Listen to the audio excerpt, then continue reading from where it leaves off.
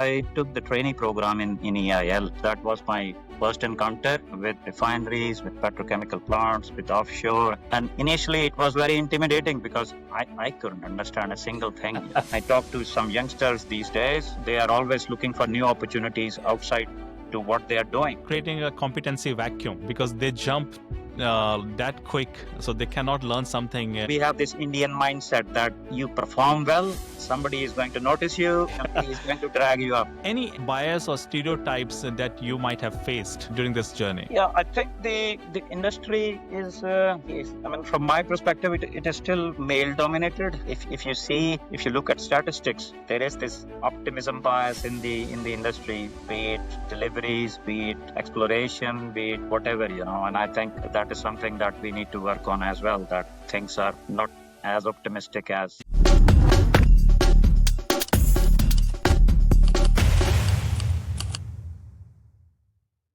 This is the Oil and Gas Breaking Bias show, where we are going to invite industry leaders to talk about their journeys and also technologies of tomorrow in an effort to break some of the biases that might have formed around this energy industry. Hello, everyone. I hope you are happy and healthy. I'm Ananja, and you are listening to the Oil and Gas Breaking Bias show. Today, I'm happy and excited because we will be joined by my ex-ABB colleague, Swarandeep Singh, a veteran in the energy industry with 3 decades of experience. He has started his journey from Engineers India Limited and later took diverse roles at ABB, from engineering operation to strategy. Beyond his technical competence, he always rises above to challenge bias and create a healthy workplace.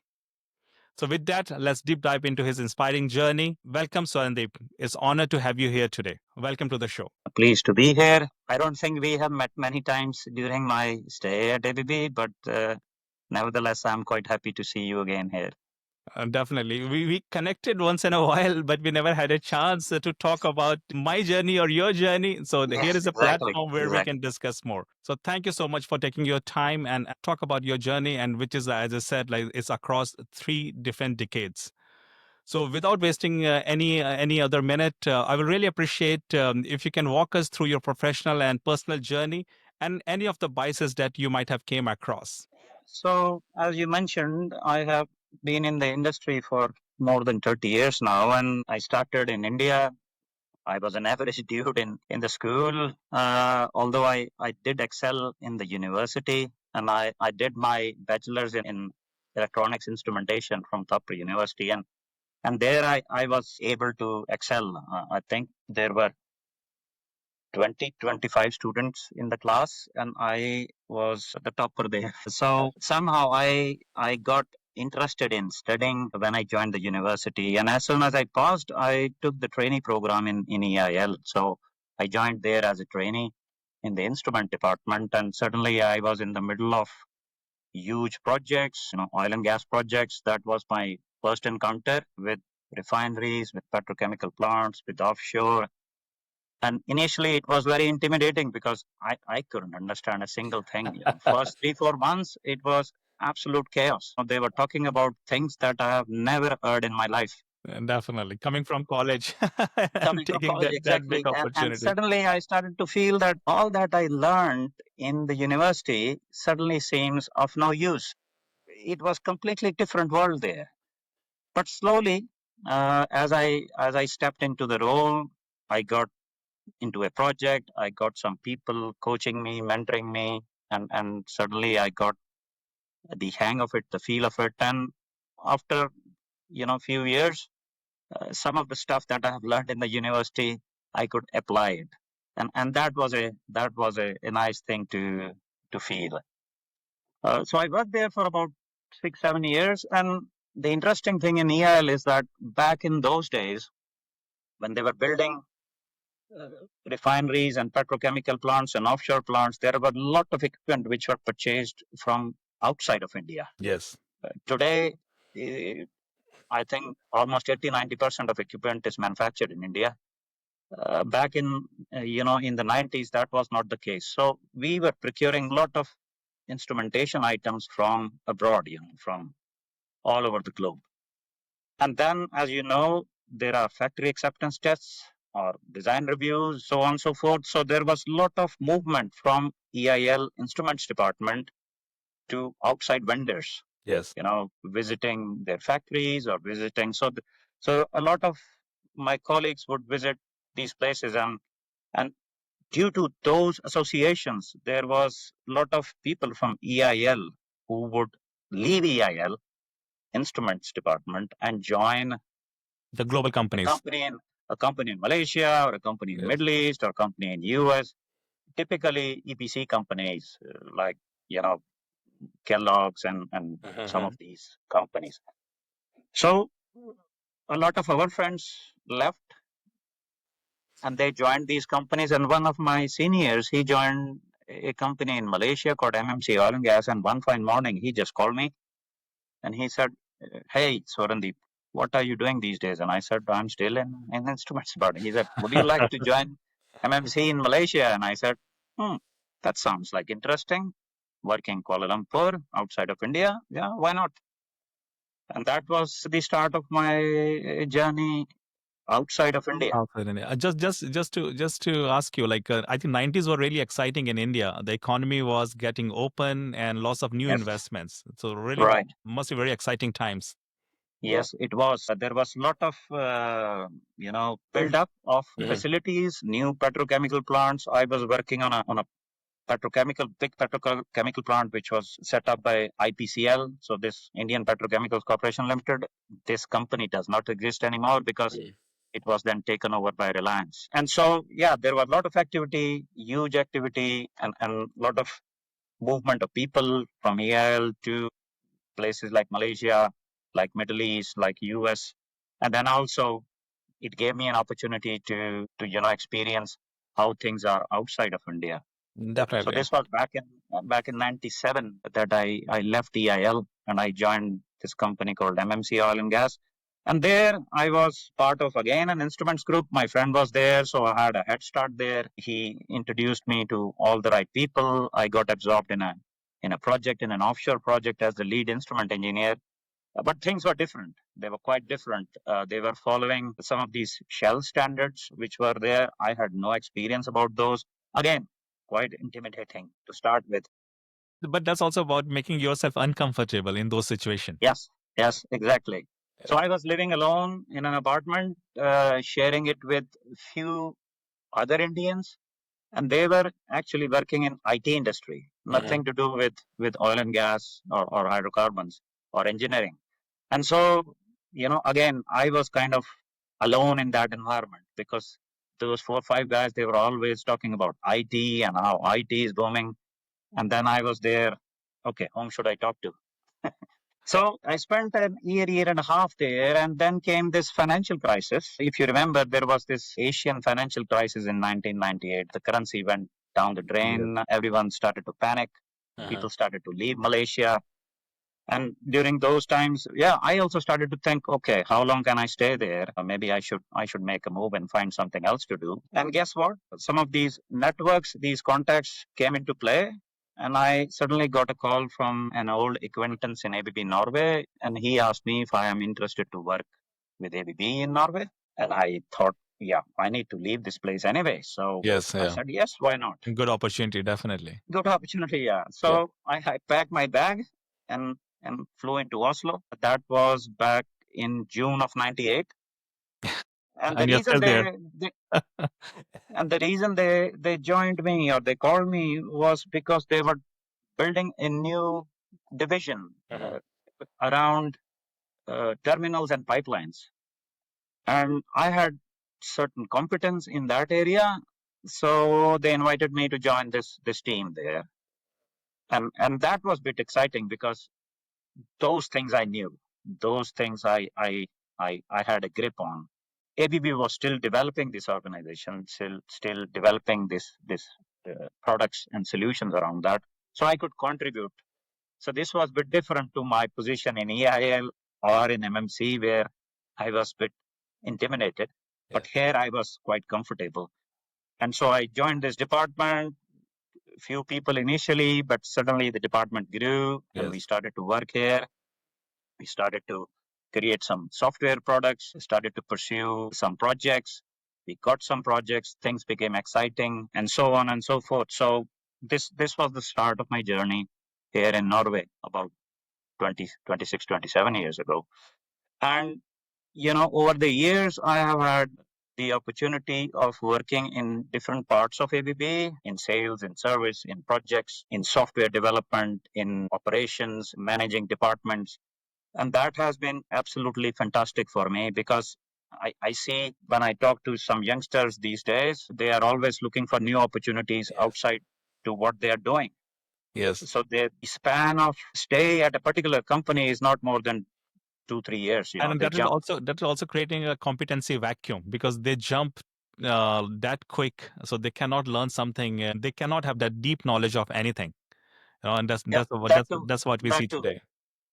That too. And so I was quite fortunate to have these opportunities inside ABB, and that drove me to keep loyal to the company. So I've been working there for almost 25, 26 years and have had the opportunity to do some fantastic work. I've been involved in some pioneering project like Sadara Petrochemicals or the most recently the BASF In China. Zhanjiang project, Yes.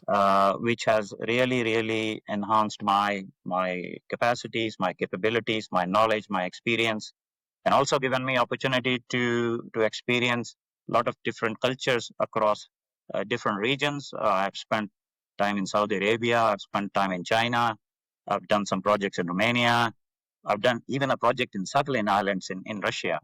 So it has been absolutely fantastic working at ABB. And that's amazing. And you hit lots of points. Like the first point, you talked about making yourself uncomfortable. When it's needed, either coming from the college or moving from India to Malaysia. And then also you mentioned about mentorship and networking. Like can you talk a little bit more about it? Like how it helped you to shape your life. I won't just focus on career, but you as an individual. Yeah, so I think if I look back all these years, I would say everyone needs a helping hand. And mentors, network is very important. It is more important in these days, these times. And I have been fortunate to have developed this network, to have developed these relationships early on in my career, which has helped me. But then again, you need to keep growing this. And I think that is something which I realized quite late in my career that, you need to grow this network. You need to grow these relationships, which when I came to Norway, we have this Indian mindset that you perform well, somebody is going to notice you, and then, Yes.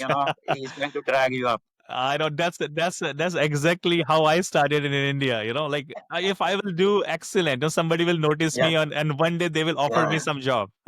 Yes, exactly. I think that is a big fallacy. I would say.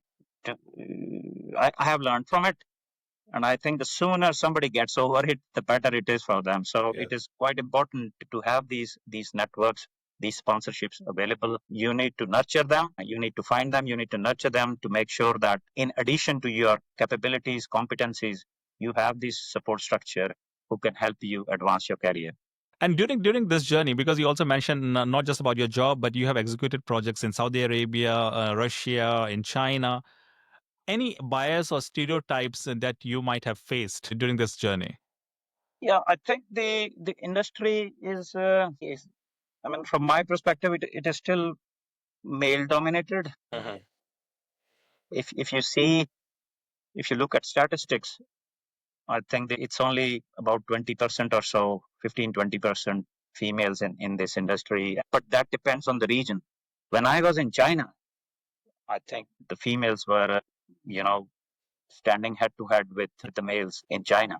But in some other parts of the world, like in Saudi Arabia, for example, I Yes, think almost it's negligible. different. But Yes. that is changing. That is changing now. I would say that is changing now. But it is still, I think it is still, uh, not at a level where we would like it Yes, to be. it's a long way to go, Yeah, especially for the senior leadership and also the people in operation. Like sometimes we see female in marketing, sales, but not on the tools exactly. itself. So I think Yeah. it's a long way to go. That connects us to my next question. Actually, you already touched something on it. Like in long journey, this industry, like the energy industry as a whole, has seen many cycles. But where do you see this industry is going towards now? and any challenges, opportunity that we should be aware of? Yeah, the industry, as you said, you have these business cycles, and there is this huge, giant wheel kind of a thing, a flywheel called decarbonization, Yes. which is now, you know, being talked about all over. And some oil and gas majors are transforming themselves to be energy companies rather than oil and gas companies. And some are successful, some are not so successful. Yes. So it's a mixed kind of a response here. But nevertheless, I think climate change is impacting our industry. Decarbonization is impacting our industry. We do no longer call it oil and gas; we call it energy Energy industry, industry now, yes. right? So Yeah. there is this aspect, and I think a lot of youngsters, probably fewer years ago, were going away from the industry, in the sense that there were very few youngsters opting for petroleum engineering, for instance, very few geologists being coming out. But I think that is again changing a bit, because we still need oil, we still need gas, we still need chemicals. So there is a future definitely in the industry. We need more talent, we need more skilled people in the industry, and we need to improve our operations so that we do not pollute the atmosphere, we don't treat it as a free sewer, and make sure that the oil and gas that we produce in future is more climate friendly. So that requires a lot of innovation, a lot of technologies to be implemented, to be applied. And I think there is a huge opportunity for anyone listening and opting for a career in this industry. No, I can echo the same sentiments. This industry has gone through many cycles, but one thing is true: it's not going anywhere. It's always transform itself. And Soren, they've already mentioned about few of the things like decarbonization, energy change, new technologies. So there's lots of things are happening in this industry. So if you're listening, being a part of this change, and if you're already part of this industry, then there are lots of opportunities to explore. That's great. Let's go back to your career and your story. Like that's starting from India to Malaysia, and also working in different part of the world. But if you have given a chance to relive your life, what changes you might make? I think if I look back, I touched upon one of these sponsorship things, having some mentor or network developed early in my career that could have helped me in the later phases. Definitely, I would not just sit back and do a good job and hope that somebody is going to look at me. You need to be I, a little bit. I think the other part is I would say take more chances. I was quite, not taking the kind of chances I should have. There have been few opportunities which came my way, uh-huh, which were a little bit out of the box. uh-huh. And what happens is that, of course, you get married, you have children, you settle down, and then your focus changes to a more stable, predictable Yes, yes. future. Then you are not really challenging yourself to take those opportunities. Then limits your professional growth. Exactly, exactly. I would say maybe if I would have taken one or other opportunity that came by, things would have been different. So I evaluate those opportunities which come by you on their merit. Of course, you have stuff around family, and I think those things can be worked out. Uh-huh. But don't just let them pass by for one reason or the other. Give them a critical thought. Oh, makes sense. Makes sense. So at least evaluate and reevaluate, yeah, like those opportunities. And sometimes we don't know like all the in and outs of each and every role. So Exactly. that's why give a thought, and maybe, and I think that will also I will also go back to mentors or network. Sometimes you don't know everything, but maybe you can reach out to mentors and in your network to get a little bit visibility and Exactly. Yes. get Yes. some Yes. thoughts from them, because they might have gone through that cycle of change Yeah. by So themselves. if I would have had those speaking partners available at that point in time, I could have bounced off those Yes, ideas yes, to yes, them and get some additional insights or points which I would have missed yes. taking into consideration, right? That's So that is quite an important aspect of your career. Yeah. Definitely, and just regarding this topic, you talk about opportunities and also bouncing your idea with mentors and network.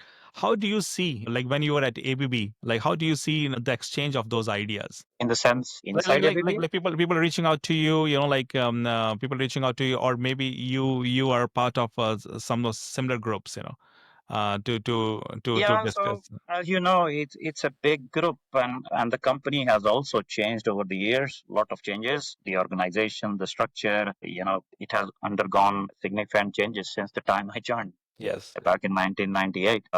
And generally, people are receptive Hmm. to discussions. I think generally people are available to have these kind of conversations. Yes. But formally, I think it was only a few years ago that there was a kind of a mentorship program launched inside ABB where you could actually have a kind of a formal, mentor in Understood. the organization, and then have these deeper conversations Makes with sense. them. Makes sense. And that Because can otherwise change. it was quite ad hoc, based Yeah, on. you're right. You're right. So, like the point I'm making here, like either it's ABB or any other company, there are some Yeah, resources yeah, available, like with official channel, and sometimes you just reach out to the people. And what I have yes, seen in my experience, most of the time people are very receptive. yeah, Like they are. I had really positive experience. Like I also reach out to people within the organization, outside the organization, and most of the successful people are very open to discuss their journey. So no, that's sometimes we have a hesitation. Like sometimes we Yeah, discount ourselves yes, reaching out to somebody. that But is as I true. That mentioned, is true. most That of the is time true. those brings really Yeah, positive experience for me. And Sorandeep is also talking about the same thing. So that's great. So with that, that brings us to our very exciting section of our yeah. discussion today. It is rapid fire round. Okay. And let's see how can you handle those questions. So whatever comes up in your mind, like it could be one or two words answer, or it could be one sentence or two sentence. So let's see how you can take those questions, Sandeep. Are you ready? Yeah, let's see. Okay. So let me ask you the first thing. First thing you do before a big presentation. Make sure I'm dressed properly. That's a really good point. Like I do the same thing for myself, So I always try to dress properly. I honestly, what I do is I dress up properly. I make a selfie, send it to my wife, and she sends me a thumbs up, and then I'm ready.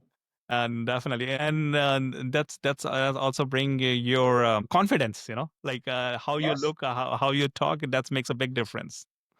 That's great, and I could connect with it. I do the same thing. Yeah. One word to describe your journey so far. Exciting. Exciting. I can say that. Like you have done many different roles, worked different part of the world, so it must be exciting. I can say that.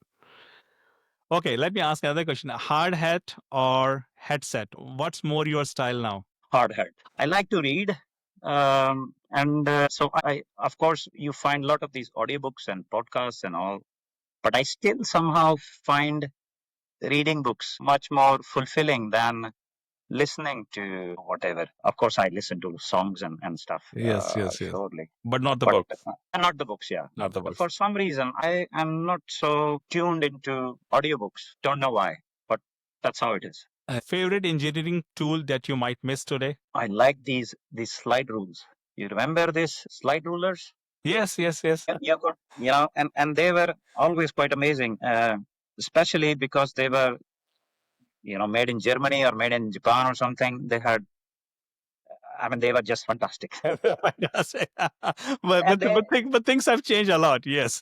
yes, yes, now you have calculators and you have AI and chat Yeah. GPT and all that stuff. But I still, I, if I would have it, I would still like to use it. But like last two question, then it must be also talking about the age. Because same thing here. Like same thing. I want to, like when you talk about the books, I also want to touch, and same thing like some other tools. Yeah, that feels like you are in control when you use those tools.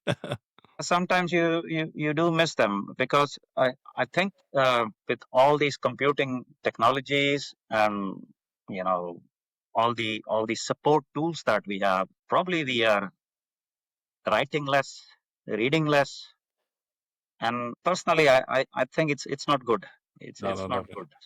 I was always complimented for my handwriting. If you there are still teachers from my school who are still alive, and whenever I go back to India, sometimes I take the time to meet them.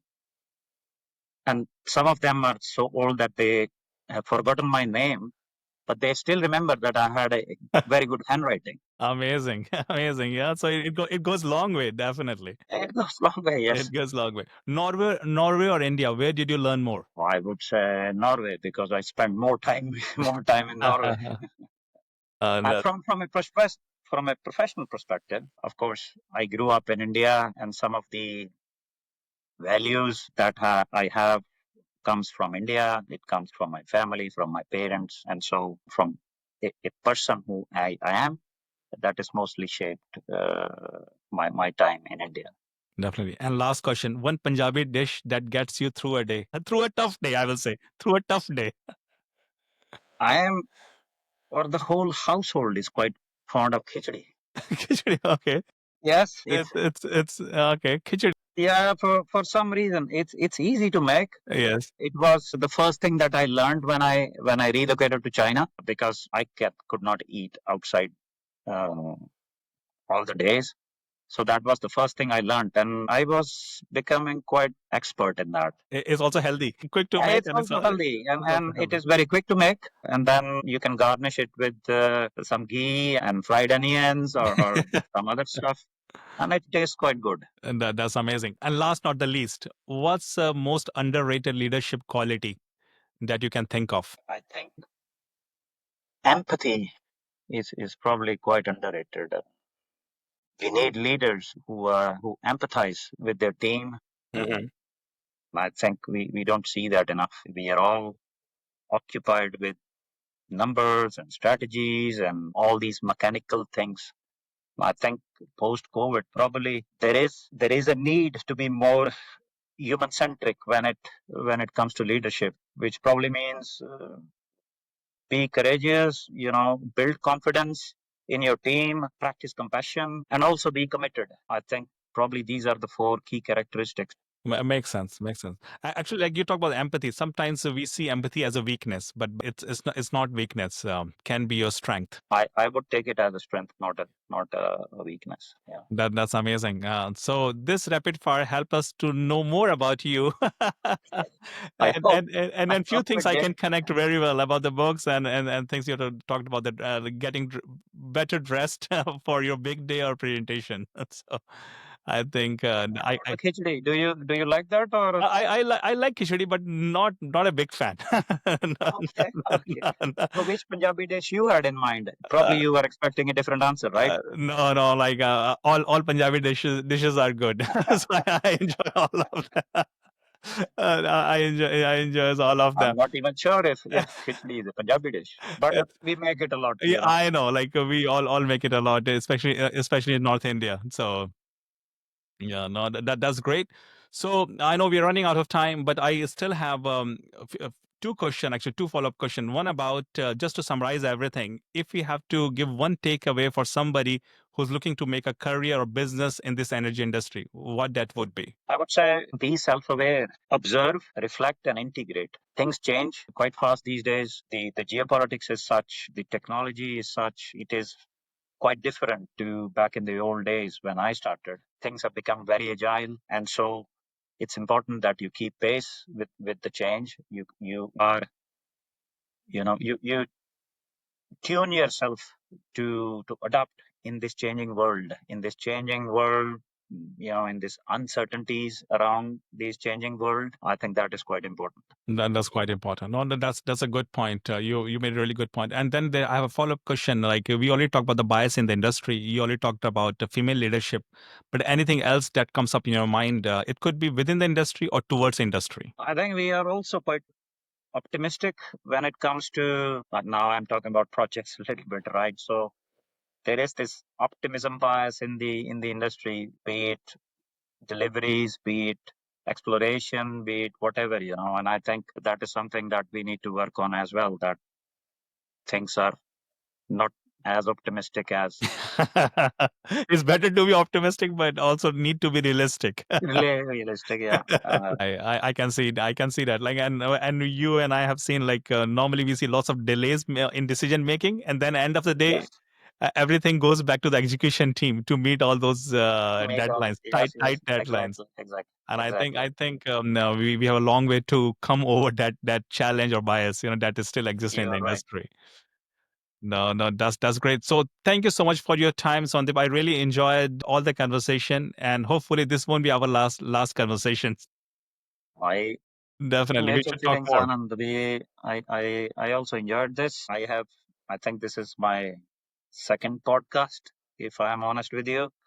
And yeah, I have seen few of these, but I think you are doing a good job on these podcasts. And so all the best to you. And definitely we'll connect again and maybe discuss some other topics. Definitely. So with that, I will sign off for today.